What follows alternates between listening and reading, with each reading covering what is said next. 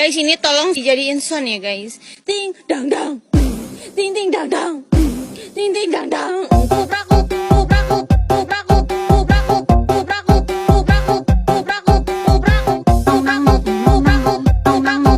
Seberapa sombong seseorang yang memiliki IQ 180 ketika orang lain harus melakukan interview untuk mencari pekerjaan. Tom sudah mampu melakukan wawancara langsung dengan beberapa pengusaha di sekolahnya. Perusahaan-perusahaan itu adalah sebuah perusahaan perminyakan kelas dunia. Mereka semua berusaha merekrut Tom ke dalam perusahaan mereka. Perusahaan pertama menawarkan tarif sebesar $400.000 pada Tom. Tak mau kalah, perusahaan kedua menawarkan sebuah rumah mewah, sebuah mobil, dan wanita-wanita cantik.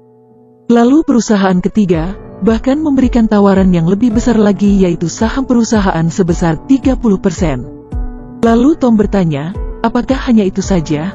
Jika hanya seperti itu, saya lebih memilih untuk menjadi seorang dokter. Saat makan malam, ayah Tom pun bertanya, kenapa Tom menolak semua tawaran dari perusahaan-perusahaan itu? Tom hanya menjawab ayahnya, bahwa ia tidak merasa tertantang untuk bekerja di salah satu perusahaan itu. Kemudian, Tom menerima sebuah pesan tanpa nama di ponselnya. Mencari sebuah tantangan, datanglah dan temui aku. Setelah membaca pesan itu, Tom memutuskan untuk pergi. Tom datang ke tempat itu, dan dilihatnya di sana hanya ada seorang pria berjenggot. Pria berjenggot itu memperkenalkan dirinya sebagai Walter dan juga mengatakan bahwa ia tahu Tom adalah seorang arsitek yang jenius. Sehingga Walter memberikan kesempatan pada Tom untuk membuktikan dirinya. Bank Kerajaan Spanyol memiliki 2000 kamera 360 derajat yang tersebar di setiap sudut. Memiliki penjaga berpengalaman dan bersenjata yang berpatroli selama 24 jam penuh. Ini adalah keadaan darurat bagi pasukan bersenjata. Kepala keamanannya adalah seorang pensiunan komandan anti-terorisme. Brankas banknya tentu saja adalah sebuah alat yang paling canggih di dunia. Sebuah teka-teki yang belum pernah terpecahkan. Sekali kalian masuk, tidak ada jalan untuk keluar. Misi kali ini adalah untuk mengambil 3 koin emas. Di dalam brankas, hanya dalam waktu 1 hari, mereka berhasil melarikan diri. Dan saat mereka melihat pola pada koin itu, ada sebuah kode koordinat untuk membuka harta kerajaan. Mendengar semua cerita itu, Tom menjadi bersemangat. Tanpa mengatakan apapun lagi, Walter mengeluarkan sebuah tiket pesawat, lalu memberikannya pada Thomas dan kemudian pergi begitu saja. Akhirnya Thomas kembali bertemu dengan Walter. Semua orang spesial ternyata berkumpul di tempat ini. Gadis itu adalah seorang pencuri ulung. Dia bisa mengambil uang orang lain tanpa kamu ketahui. Pria ini adalah seorang kelompok komando amfibi. Berdiam di bawah air selama 5 menit adalah hal yang mudah baginya. Dia adalah Simon, seorang robot kucing yang pintar. Tak ada yang tidak bisa dia lakukan. Dan pria besar itu adalah seorang hacker yang handal, yang bisa mengendalikan setiap kamera hanya dalam hitungan detik. Dan yang terakhir, Walter berperan sebagai ahli strategi bangunan. Langkah pertama yang harus mereka lakukan adalah memahami struktur brankas. Lalu kemudian membuka brankas untuk memastikan bahwa koin emas berada di sana. Langkah ketiga yaitu menggali ke dalam brankas. Mereka berdua mulai memasuki selokan bawah tanah Madrid dari sebuah stasiun kereta, mencari lokasi brankas. Sedangkan Simon dan Tom menyamar sebagai petugas kebersihan di dalam bank. Saat itu, Simon memasuki ruangan komputer dan memindai beberapa perangkat. Dan ia berhasil menginstal sebuah kamera. Di tempat lain, si pria hacker berhasil memasukkan kodenya. Di sebelah kiri terdapat rekaman palsu yang diawasi oleh para pegawai bank di ruangan pengawasan mereka. Sedangkan rekaman di sebelah kanan adalah rekaman yang asli. Saat itu Tom berjalan mendekati brankas. Dengan menggunakan pemindai magnet, Tom berusaha untuk mendapatkan struktur dari brankas. Gadis ini menggunakan kecantikannya untuk memikat si pengawas keamanan. Gadis itu mengambil kesempatan untuk berjabat tangan dengan pimpinan. Lalu kemudian memberikan sebuah cangkir kertas kepada penjaga itu. Sidik jari, dapat. Gadis tersebut memasuki kantor dengan pimpinan itu. Dan segera setelah si pimpinan pergi, ekspresi wajah gadis itu mulai berubah. Dia mulai mengeluarkan sebuah cahaya inframerah. Dan dengan cepat mulai memindai sebuah lukisan dengan cahaya inframerah tersebut.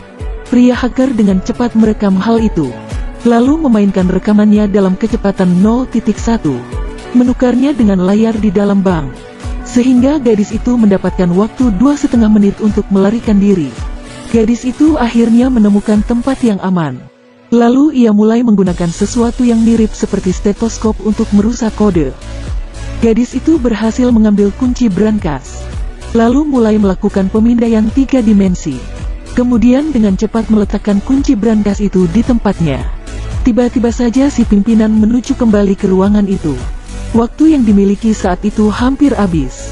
Jika gadis itu tetap berdiam diri di menit terakhir, tanpa ada video yang palsu, maka si pengawas bisa melihatnya saat itu juga. Di saat momen yang menegangkan itu, gadis itu langsung mengeluarkan handphonenya dan memberikannya pada pimpinan itu. Dia meminta pimpinan itu membuka kamera dan mengambil gambarnya. Waktu gadis itu habis, namun akhirnya semuanya berjalan dengan lancar. Sedangkan Tom masih berada di ruang pertemuan, masih berusaha memindai struktur brankas. Di dalam ruangan itu, para manajer bank melakukan sebuah rapat darurat. Tom tidak bisa melarikan diri sekarang. Tiba-tiba saja pemindaian terhenti. Sebuah pemberitahuan error muncul karena peningkatan daya listrik. Seseorang tiba-tiba saja menjatuhkan sebuah dokumen. Tom tidak punya pilihan selain memicu alarm untuk berbunyi. Pertemuan pun dibatalkan, mereka semua pergi meninggalkan ruangan pertemuan itu. Seluruh pegawai bank tiba-tiba saja menjadi sangat waspada. Mereka semua dipanggil ke sebuah aula. Para pasukan langsung muncul, dengan cepat mulai mengelilingi seluruh bangunan bank. Namun kunci kedua yang didapat oleh gadis ini tidak bisa dikembalikan tepat waktu. Gadis itu tidak punya pilihan lain selain membawanya dan melarikan diri. Ketika gadis itu tiba di lantai bawah, dia melempar kunci itu. Tom langsung menangkapnya, lalu dengan cepat masuk ke dalam kantor, meletakkan kunci itu di tempat yang aman. Tetapi tiba-tiba saja, seorang penjaga wanita masuk ke dalam ruangan kantor itu. "Apa yang sedang kamu lakukan?" "Astaga, kau menakutiku. Aku tidak mendengar alarmnya, karena aku sedang memakai earphone-ku." Tom berhasil mengelabui penjaga wanita itu dengan akting terbaiknya. Karena belum ada kerugian dari bank, mereka semua bisa kembali dengan selamat ke markas. Namun di dalam pindaian struktur brankas, ada sebuah area yang terlihat samar. Kemudian Tom mulai memanfaatkan otak jeniusnya. Itu adalah air. Di atas brankas itu terdapat sebuah tangki air yang sangat besar. Jika seseorang mencoba membobol, brankas itu akan tenggelam. Karena mekanisme pemicunya dibangun 70 tahun yang lalu. Bukan cahaya inframerah dan bukan juga sebuah sensor. IQ Tom sekali lagi sangat berguna kali ini. Dan yang pasti, mesin itu sangat berat. Sebuah mesin yang bisa mengukur berat benda. Mesin itu bisa mengukur berat brankas. Lalu kemudian, akan memicu alarm untuk berbunyi. Si gadis pirang dan Simon akhirnya pergi menuju bawah brankas untuk membuktikan teori Tom. Namun ternyata ada rintangan yang lebih berat, yaitu sebuah dinding beton yang sangat tebal dan kuat, yang membuat mereka membutuhkan waktu paling tidak 15 hari untuk menelusurinya. Hal ini membuat Walter menjadi sangat marah, karena mereka tidak bisa menelusuri brankas itu, yang akan kemudian membuat semua usaha mereka sebelumnya akan menjadi sia-sia. Turnamen ini hanya berlangsung setiap 10 tahun sekali, dan turnamen ini sangat penting bagi warga Spanyol. Melihat keramaian yang heboh di dalam stadion, Walter tiba-tiba memikirkan sebuah ide. Jika mereka tidak bisa masuk dari bawah, maka mereka akan mencoba dari atas. Jika Spanyol mampu masuk menuju final, maka semua kamera akan menyorot kepada penggemar sepak bola. Namun mereka bisa menggunakan kesempatan ini atau tidak. Semuanya tergantung pada hasil semifinal antara Spanyol dan Jerman. Beruntung sekali, Spanyol akhirnya berhasil menang. Yang mana akhirnya bisa membawa Tom dan rekan-rekannya ke dalam bank kerajaan. Jika mereka ingin masuk ke dalam brankas dan mendapatkan koin oleh mereka sendiri, mereka harus mengendalikan alarm. Tom kembali memamerkan IQ-nya lagi. Segelas air yang masih memiliki berat, lalu kemudian disemprot dengan gas nitrogen. Saat itu juga, skalanya berubah menjadi 0. Skalanya akan berhenti jika dalam keadaan membeku. 4 hari selama Piala Dunia Afrika Selatan berlangsung.